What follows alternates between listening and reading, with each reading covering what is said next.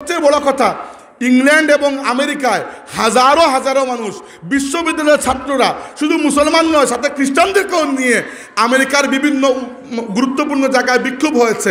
এরা এটা নিয়ে চিন্তিত, এতটুকু চিন্তিত যে ইউনাইটেড নেশন রিফিউজি কাউন্সিল যেটি রয়েছে সেটি ইসরায়েলের এই কর্মকাণ্ডকে টেররিস্ট কর্মকাণ্ড বলেছে এবং আন্তর্জাতিক অপরাধ আদালত গত এক সপ্তাহ আগে ইতিহাসে প্রথমবারের মতো ইসরায়েলকে হুমকি দিয়েছে যে তোমরা মানবতা বিরোধী অপরাধ করছো, তোমাদেরকে আমরা কাঠগড়ায় দাঁড় করাবো।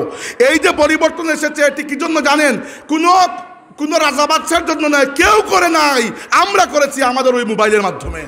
আমাদের এই বাংলাদেশে অনেক দেশ ঘোরার পরে আমি এটি রায় দিচ্ছি, আমাদের এই বাংলাদেশে এখনও রাষ্ট্রীয় পর্যায়ে না হোক, সামাজিক এবং ঘরোয়া পরিসরে এখনও দিনদারি মাশাআল্লাহ অন্য অনেক দেশের থেকে ভালো ঠিকই আছে।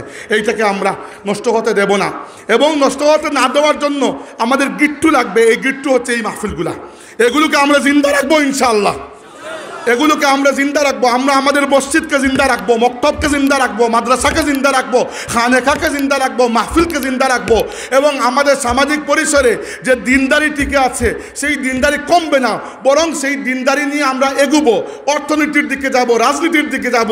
বাংলাদেশ মুসলমানদের ভূমি, এই ভূমিতে ইসলামী কায়েম হবে ইনশাআল্লাহ। যারা এই রাত 1টার সময় এখানে বসে থাকে যে কেউ একজন আসবেন, একটু দিনই কথা শোনাবেন, এই আগ্রহটা তাদের মধ্যে এখনো বেঁচে আছে। আমরা আমাদের আগত অনাগত সন্তানরা এতটুকু পর্যন্ত গ্যারান্টি দিতে পারি ইনশাআল্লাহ, আমরা বেঁচে থাকতে এই দেশে তোমরা এই দাজ্জালি ব্যবস্থাকে ঢুকাতে পারবে না।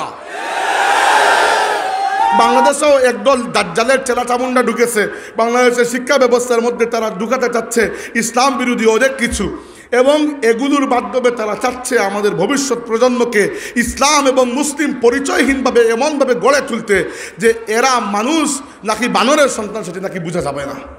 তো আমরা এই সকল মাহফিলগুলোকে গনিমত মনে করি, যেগুলো থেকে মানুষের কাছে আওয়াজ পৌঁছানো যায় এবং আওয়াজ তোলা যায় যে বাংলাদেশের মুসলমানরা এখনও আরবের মুসলমানদের মতো এরকম ঝিমিয়ে পড়ে নাই, আমরা এখনও এত টাকাওয়ালাও হই নাই আলহামদুলিল্লাহ, আর টাকার মুখে আমরা আল্লাহকেও ভুলে যাই নাই।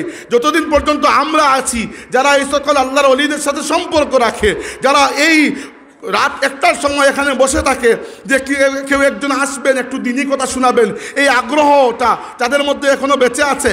আমরা আমাদের আগত অনাগত সন্তানরা এতটুকু পর্যন্ত গ্যারান্টি দিতে পারি ইনশাআল্লাহ, আমরা বেঁচে থাকতে এই দেশে তোমরা এই দাজ্জালি ব্যবস্থাকে ঢুকাতে পারবে না।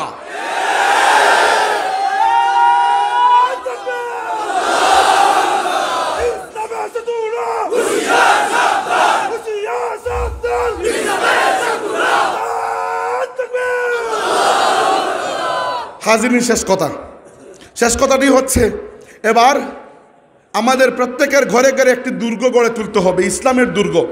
আপনি আপনার ঘরে যাবেন আজকে রাতে, গিয়ে দেখবেন আপনার স্ত্রী নামাজ পড়েন কিনা, এটা আপনার দায়িত্ব। আপনার সন্তান নামাজ পড়ে কিনা, এটা আপনার দায়িত্ব।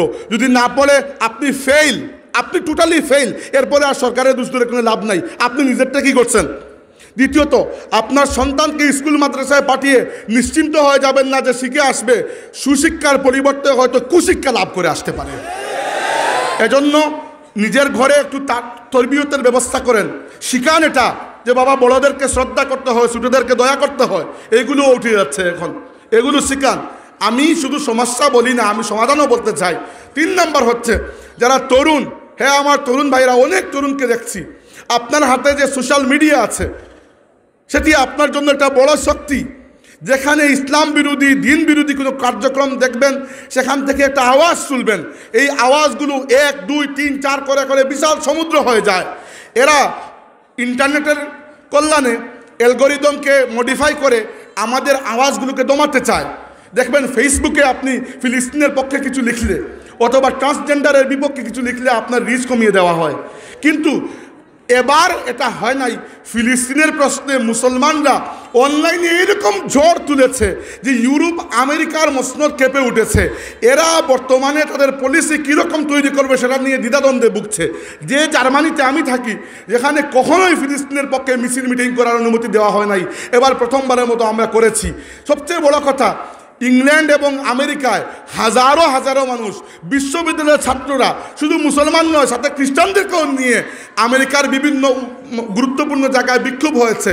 এরা এটা নিয়ে চিন্তিত, এতটুকু চিন্তিত যে ইউনাইটেড নেশন রিফিউজি কাউন্সিল যেটি রয়েছে সেটি ইসরায়েলের এই কর্মকাণ্ডকে টেররিস্ট কর্মকাণ্ড বলেছে এবং আন্তর্জাতিক অপরাধ আদালত গত এক সপ্তাহ আগে ইতিহাসে প্রথমবারের মতো ইসরায়েলকে হুমকি দিয়েছে যে তোমরা মানবতা বিরোধী অপরাধ করছো, তোমাদেরকে আমরা কাঠগড়ায় দাঁড় করাবো।